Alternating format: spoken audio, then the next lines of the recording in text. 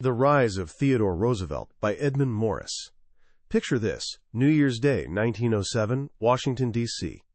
The weather's oddly warm, and thousands of people are snaking down Pennsylvania Avenue, all waiting for the same thing: a chance to shake hands with the President of the United States. Inside the White House, trumpets blast. The man they're waiting for is about to pull off an insane marathon of handshaking that'll see him grip over 8,000 palms, setting a world record that'll last nearly a century. This guy is pure kinetic energy in human form. At 48, he's the youngest president the country's ever seen, but he already feels like a natural disaster that learned to walk upright. Here's the paradox: he's a Nobel Peace Prize winner who genuinely loves a good war.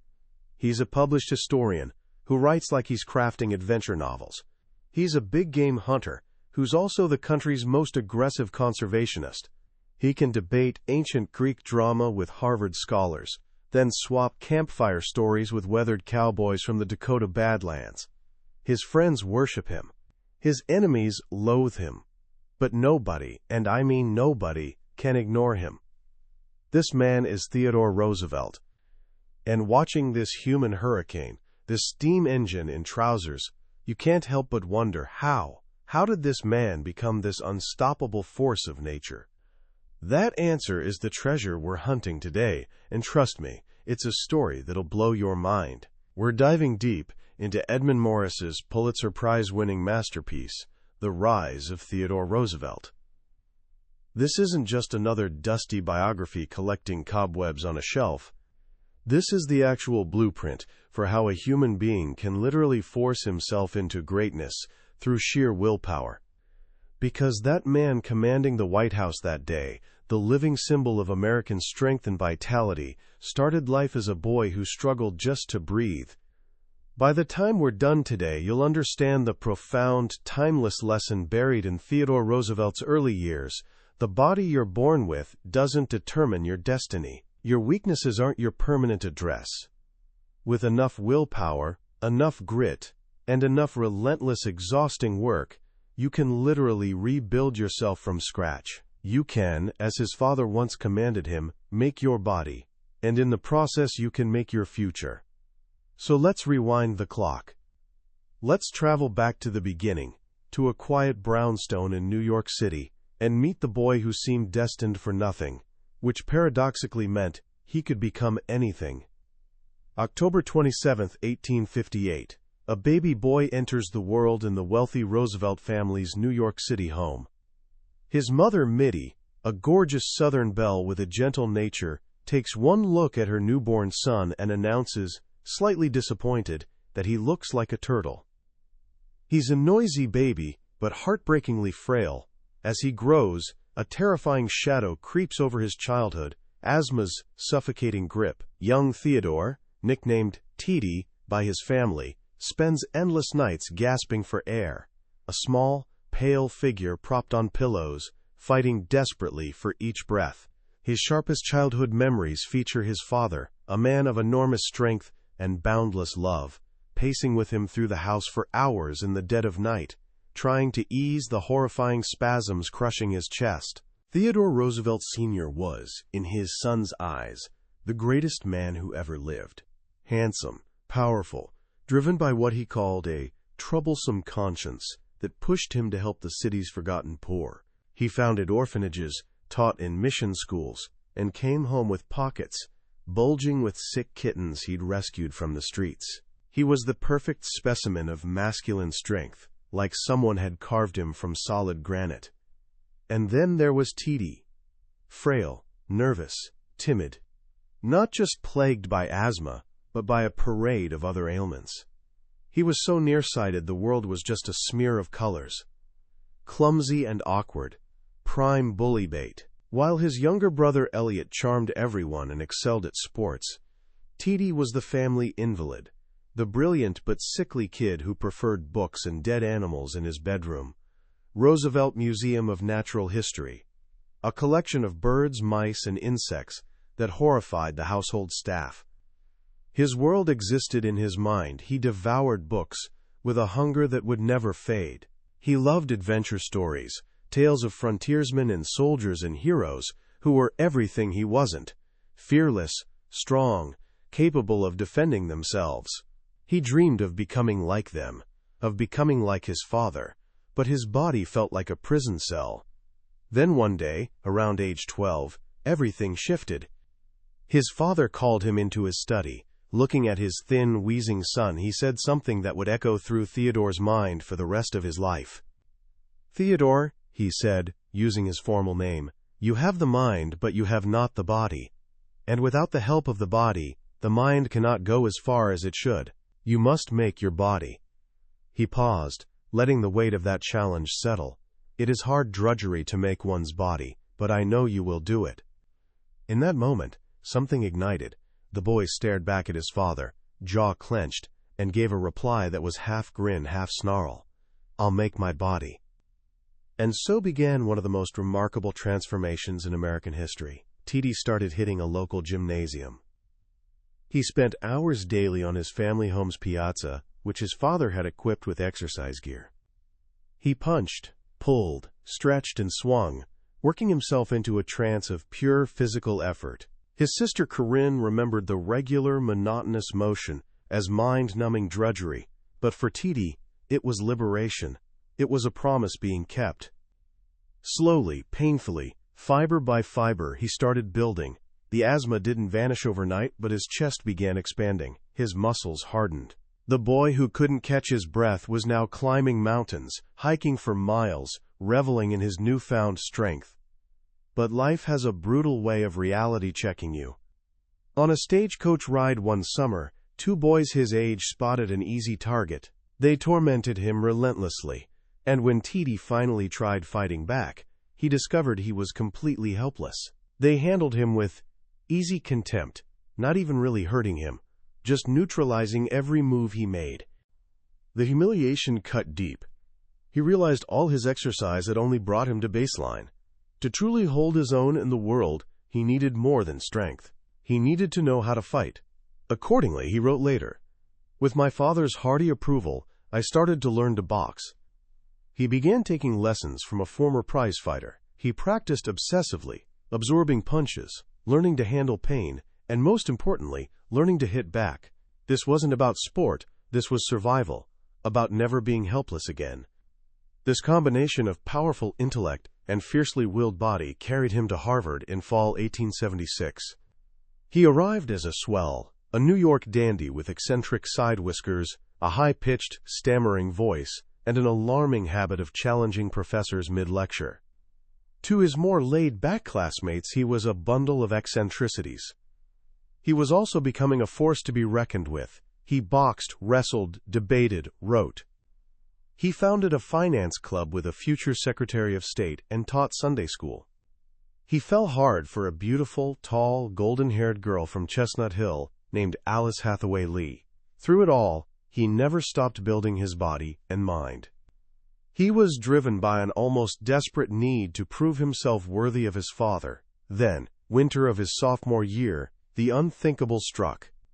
Theodore Sr., his hero, his god, fell ill. It was brutal, agonizing, born from dirty politics. President Hayes had nominated him for high office, and in the vicious political battle that followed, the machine politicians, the spoilsmen, broke him.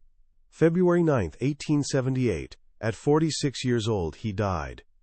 Theodore, racing home from Harvard, arrived too late. The loss was catastrophic. "He was everything to me," he wrote in his diary. For months, he wandered through a fog of grief so profound it bordered on madness. "Oh, Father, my father, no words can tell how I shall miss your counsel and advice." He felt crushed by his own worthlessness. "I realize more and more every day that I am as much inferior to Father morally and mentally as physically." But from this despair emerged new resolve. The longing for the man who was gone transformed into desperate determination to be worthy of him in death. "How I wish I could ever do something to keep up his name." From this point forward, the drudgery of making his body became something sacred, a duty. The pursuit of knowledge became a mission. He graduated Harvard with high honors and married his sweet, pretty, pure Queen Alice Lee.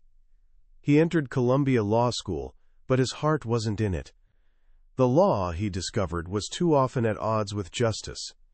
His true calling lay elsewhere. Fall 1881, he joined his local Republican club. His wealthy friends were horrified. Politics, they insisted, was a low business, run by corrupt saloon keepers and fixers. Gentlemen didn't dirty their hands with it. Roosevelt's reply was classic him. "If that's true," he said, "then the people I knew did not belong to the governing class, and that the other people did, and that I intended to be one of the governing class." He plunged into machine politics, and with help from a shrewd Irish lieutenant named Joe Murray, found himself, at just 23, nominated for the New York State Assembly. He won easily and headed to Albany, where his fancy clothes and Harvard accent earned him the nickname the Dude. But the Dude could throw down. He quickly became known as the Cyclone Assemblyman, a whirlwind of reformist energy attacking corruption wherever he found it. He took on powerful corporations, corrupt judges, party bosses themselves. He made dangerous enemies, but also made a name for himself. He won re-election twice, becoming the Republican minority leader in the Assembly. His life was pure momentum. Rising political star, devoted husband, budding author working on a scholarly history called The Naval War of 1812. For the first time, he was genuinely happy. He and Alice were expecting their first child. And then the curse fell. February 12, 1884, while Roosevelt was in Albany, a telegram arrived. Alice had given birth to a baby girl. But a second telegram followed. Something was terribly wrong. He rushed back to New York through thick, chilling fog, his mind flooded with terrible dread. When he arrived home, he found his house shrouded in unimaginable horror. His mother, Mittie, the beautiful, gentle woman he adored, was dying of typhoid fever. And upstairs, in the room where she'd just given birth, his beloved Alice was also dying of an undiagnosed kidney disease. That night, in the early hours of Valentine's Day, his mother died. Theodore went from her bedside back to Alice's. He held his young wife as her life slipped away. At 2 o'clock that afternoon, she died. He was 25 years old. In 11 hours, he'd lost the two women he loved most in the world. In his diary, he drew a thick black cross and wrote, "The light has gone out of my life." He was shattered. The blow was so complete, so absolute, it threatened to destroy him. For a while, his family genuinely feared for his sanity. He seemed like a man in a trance, moving through the world but no longer part of it. Then he did the only thing he knew how to do. He went west. He fled to the Dakota Badlands, to the cattle ranch he'd invested in the previous year. He was searching for a place so vast and harsh it could cauterize his wound. He threw himself into cowboy life, working dawn to dark, pushing himself to the absolute limit of physical endurance. He hunted buffalo, rode for days on the open range, faced down gunslingers in frontier saloons. He became a deputy sheriff, and in dead winter, tracked 3 boat thieves for days down the frozen Little Missouri River, capturing them at gunpoint. He was trying to lose himself, but instead discovered a new part of himself. The dude from New York, the intellectual, the reformer, was forged into something harder, tougher. The cowboys, who initially mocked his spectacles and high-pitched voice, came to respect his grit, his sand. But nature had one more brutal test. The winter of 1886 to 1887 was the most savage in Western history. The winter of the blue snow. Blizzards of unimaginable fury swept down from Canada, burying the plains under feet of snow. Temperature plunged to 50 below zero. The cattle, unable to find grass, started starving. They gnawed bark off trees, then ate frozen twigs. Then they died. By the thousands. When spring thawed, rivers choked with carcasses. Roosevelt's massive investment was wiped out. He'd lost a fortune. The beef bonanza was over. He returned east a changed man. The West had given him a new body and new perspective. The grief for Alice remained, a hard knot in his soul, but it no longer consumed him. He never spoke of her again, not even to their daughter, also named Alice. He buried the memory so deep it was as if she'd never existed. He found solace in the quiet, steady companionship of his childhood friend, Edith Carew. Their friendship deepened into love, and in December 1886 they married in London. For a while, he retired from politics, content being a literary feller, living at his new home, Sagamore Hill on Long Island. He wrote history, biography, and tales of his Western adventures. He founded the Boone and Crockett Club, America's first major conservation organization, dedicated to preserving the big game he loved hunting. But the lure of the strenuous life, the call of the arena, proved too strong. When President Benjamin Harrison offered him a post as Civil Service Commissioner in Washington, he accepted immediately. For 6 years he waged relentless war against the spoils system, the corrupt practice of handing out government jobs for political favors. He became a thorn in party bosses' sides, a tireless, publicity-loving reformer who reveled in the fight. In 1895, he returned to New York City as president of the police board. The department was, in his words, a cesspool of corruption, from the chief of police down to beat cops.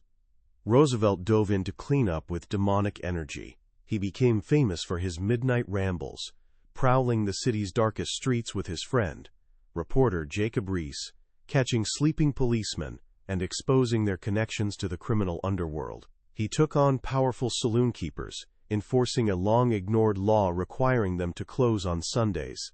He became, one newspaper declared, the biggest man in New York. But his ambitions stretched beyond New York.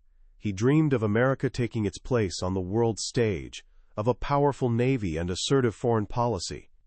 In 1897, the new president, William McKinley, appointed him Assistant Secretary of the Navy. Roosevelt found a sleepy, complacent department. He began preparing it for war. He believed conflict with Spain over its brutal colonial rule in Cuba was not only inevitable but necessary. No triumph of peace is quite so great as the supreme triumphs of war, he declared.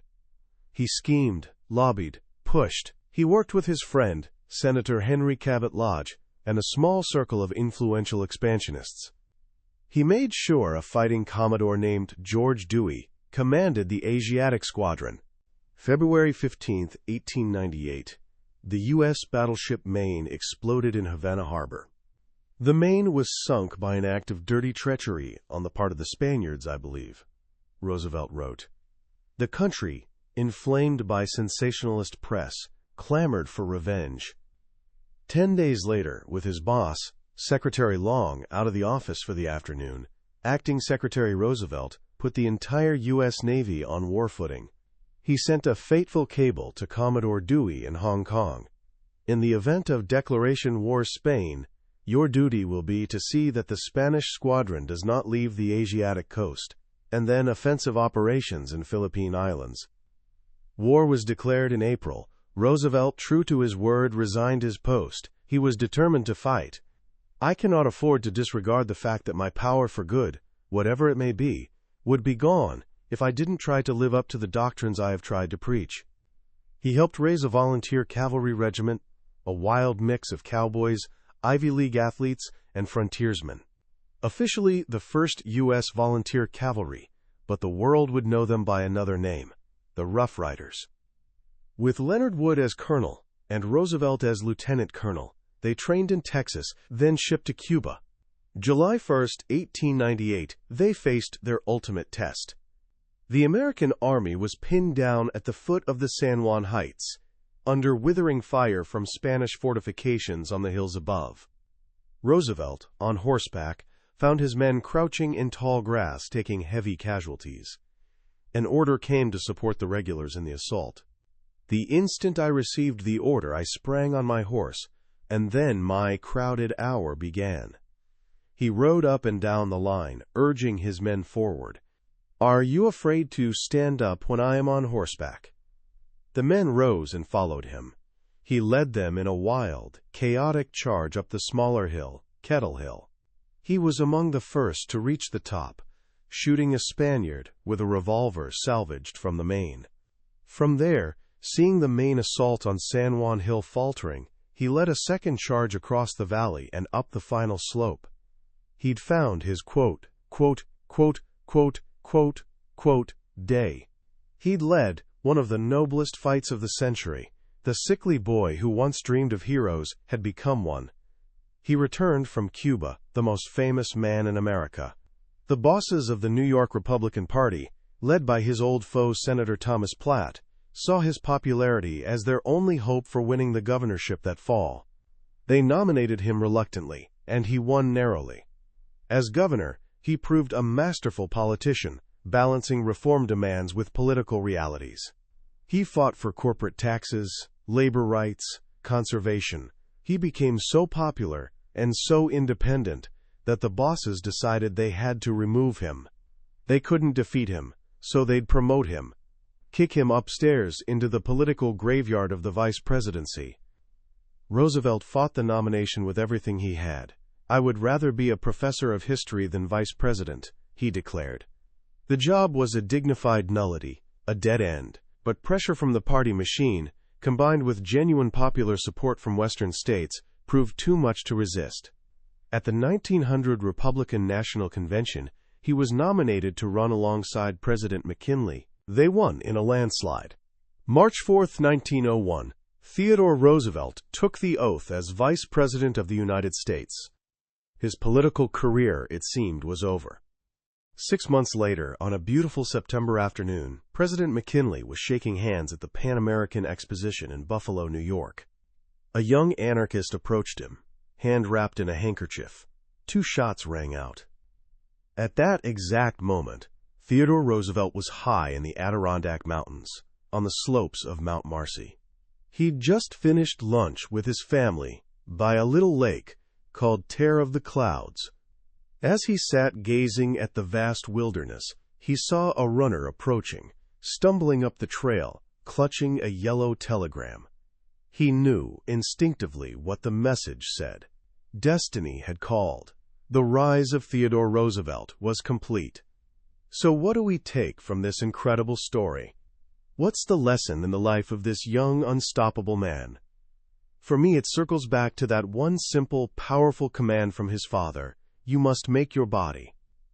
Think about that. It wasn't, "I hope you feel better." It wasn't, "Let's find you the best doctors." It was a command, a transfer of responsibility. Your body isn't a given. Your weaknesses aren't your fate. You have the power to build yourself into the person you want to be, and that's exactly what Theodore Roosevelt did. This book is way more than a history lesson. It's a testament to the power of human will. Here was a boy handed every health disadvantage imaginable. He could have lived a quiet, comfortable life as a wealthy invalid. Nobody would have blamed him. But he chose a different path. He chose the strenuous life. He chose to fight. He fought his own physical limitations. He fought the grief that threatened to swallow him whole. He fought bullies on the playground and corrupt bosses in politics. He fought the Spanish in Cuba. Life, for him, was constant struggle, and he loved it. This is where the lesson becomes incredibly relevant for you, right now, at 17. You're at an age where you're becoming aware of your own limitations, your perceived weaknesses. Maybe you're not the strongest or the smartest or the most popular. Maybe you feel stuck with the hand you've been dealt. Roosevelt's life is a roaring declaration that you're not. He showed us that character isn't something you're born with. It's something you forge. You forge it in the gym, pushing through one more representative. You forge it in the library, pushing through one more chapter. You forge it by facing your fears, taking on challenges that seem too big, and getting back up every single time you're knocked down. He wasn't perfect. Far from it. As Edmund Morris shows, he was often arrogant, impulsive, self-righteous. He had a lust for battle that can be unsettling. But his virtues, His courage, his honesty, his incredible work capacity, and his unwavering belief in potential for greatness, both in himself and his country, far outweighed his flaws. So what can you do today to start living a more Rooseveltian life? First, find your own version of making your body. Whether it's sports, academics, or art, find an area where you're weak and attack that weakness with relentless determination. Don't make excuses. Do the drudgery. The strength you build there will spill into every other area of your life. Second, become a voracious reader. Roosevelt's mind was his greatest weapon, and he sharpened it daily on the whetstone of books. He read history, science, poetry, fiction, everything. He understood that to lead, you must first learn. Finally, don't fear the arena. Don't be afraid to get in the fight. Whether it's a political cause you believe in, a team you want to make, or a personal goal you want to achieve, don't sit on the sidelines. Life, as Roosevelt knew, isn't a spectator sport. That was a summary of The Rise of Theodore Roosevelt by Edmund Morris. We've journeyed through the incredible making of a man today, but let me be honest. A summary is like looking at a map of the Grand Canyon. It can show you the shape and scale, but it can never capture the breathtaking reality of standing on the edge, feeling the wind, seeing the colors shift with the light. The real magic happens when you read the book yourself. This summary is a starting point, a way to decide if this story is one you need to experience in full. If anything we've talked about today has sparked a fire in you, if you've felt a connection to that frail boy who refused to stay weak, then I urge you to grab a copy. Reading it isn't just about learning history, it's about witnessing firsthand how a man can forge himself into a legend. You can find a link to the book in the description below. Also, if this journey has meant something to you, if you feel inspired or have learned something valuable, please take a moment to like this video and subscribe to the channel. It lets me know we're on the right path, and ensures you won't miss our next exploration into another life-changing book from the billionaire's bookshelf. Let's keep growing together.